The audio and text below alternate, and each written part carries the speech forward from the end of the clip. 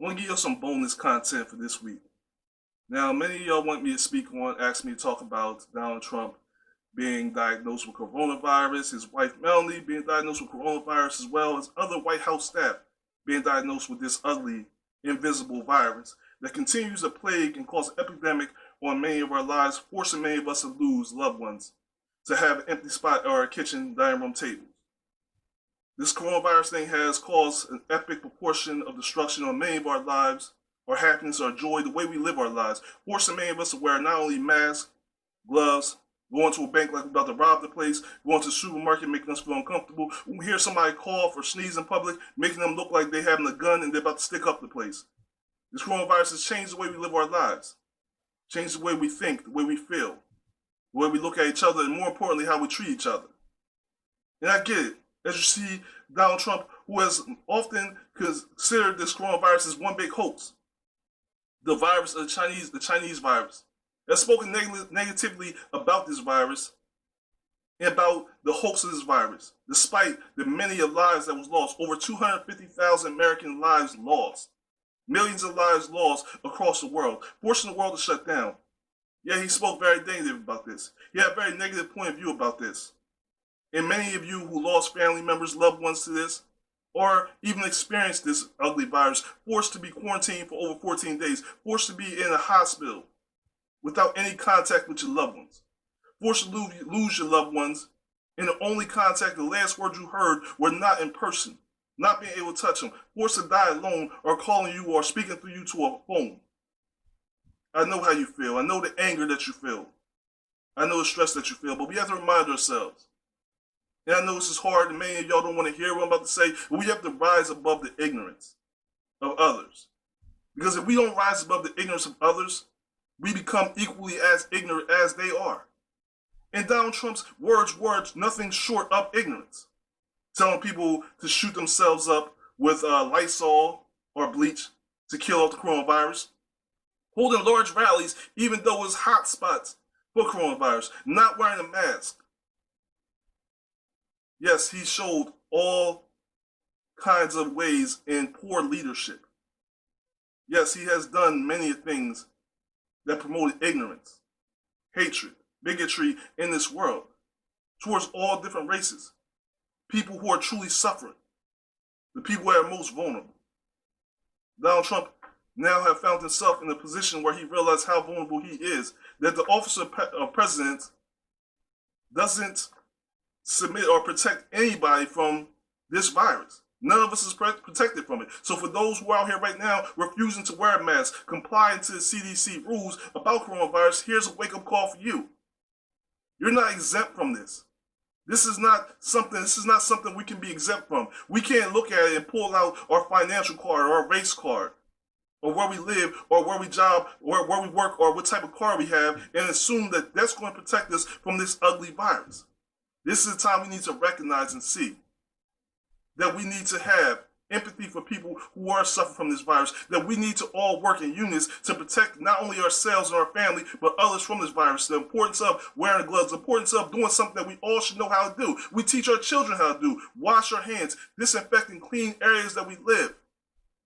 Wearing a mask, practicing good hygiene, respecting people's space is something we all teach our children. Keep a 6 feet distance. Listen to the rules and regulations. Wear a mask. I get it. You're wearing a mask and you don't want to smell your own breath, but guess what? Nobody else wants to smell it either. And if you don't want to wear a mask because you're tired of smelling your stinky breath, brush your teeth or get a Tic Tac, okay? The point is, all jokes aside, we need to work together to protect others, to stop the wave of this virus, because the truth is, there's no military attack waiting to come to stop this war against coronavirus. The only way we're going to fight this is if we all become soldiers in this war against it and stand up and make the proper decision to not only protect ourselves, but protect others. We can sit here and speak negatively about Donald Trump, and I can sit here and speak negatively about him, but what does that do? Does that make me any better than him? Does that make me any better than anyone who spoke negative? I'd rather speak up for the people who have lost loved ones to this virus. I'd rather speak up to prevent this virus from spreading. I'd rather use my energy and my platform to speak up to help others understand that this deadly virus is real. It's not a hoax. This is not 5G. And it's not because the president received it. It's because we all know loved ones. We know people that are close to us that has been affected or died by this virus. So it's time for us to wake up and understand that some conspiracy theories do prove to be real. Some do prove to be real, just like this virus is real. And we need to protect our children, our loved ones, and our future by finally listening. Listening for once to what we're being requested. Wash your hands. Disinfect areas. Respect social distancing. Give people a space.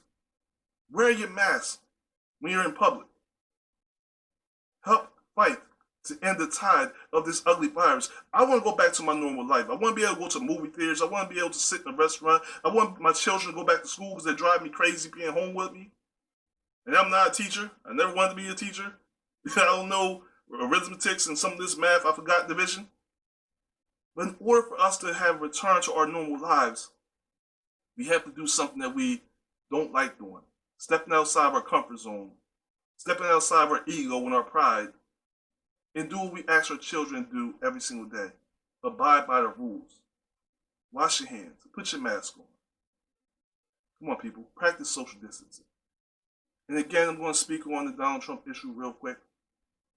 I know a lot of you out here also saying, how can you speak evil and ignorance against a person and be happy when a person's sick?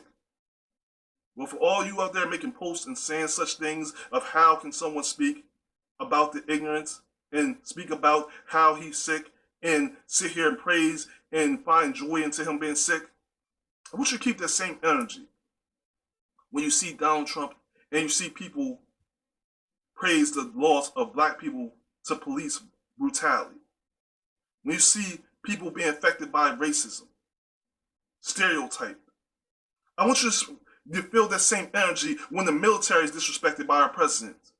I want you to feel that same way when he talks about the handicap and disrespecting women in our culture, in our environment, in our country. I want you to keep that same energy when he calls other countries shithole countries. I want you to keep that same energy you have right now in them same posts. I want to see them when he speaks out negatively about other people. I want you to keep that same energy. Because it's easy to play the victim. But you need to speak up for the true victims, such as I'm speaking up to the true victims of COVID-19. Don't sit here and hide behind your little tweets and your little Facebook messages, Instagram messages. Stand up. And if you truly stand against the tide of ignorance, racism, hatred, if you really stand up against all this pandemic that we've been experiencing throughout this year, not just the COVID-19, then stand up and let your voice be heard. Stand up and prove that you're against racism.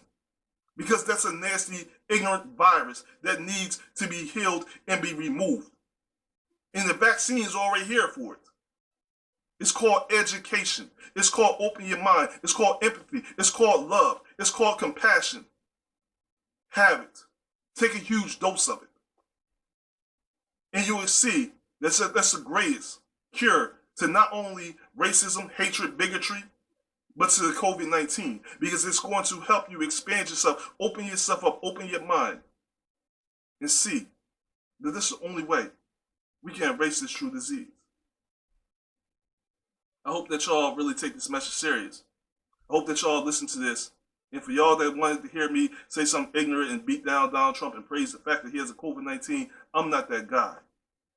It doesn't matter whether it was him or somebody in my family.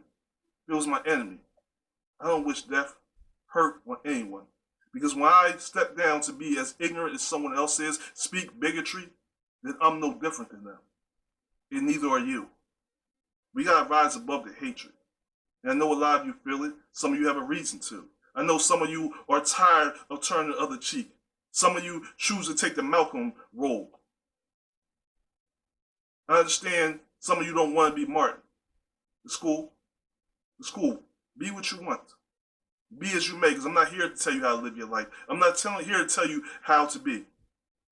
I'm here to give you the facts of if you want to get back to a normal life, if you want to experience being able to go to a movie theater without having social distance, if you want to be able to go to a supermarket or go into a bank without looking like you're about to stick the place up because you walk in there with a baseball cap on, you got a mask on, you got gloves on, actually asking to withdraw money.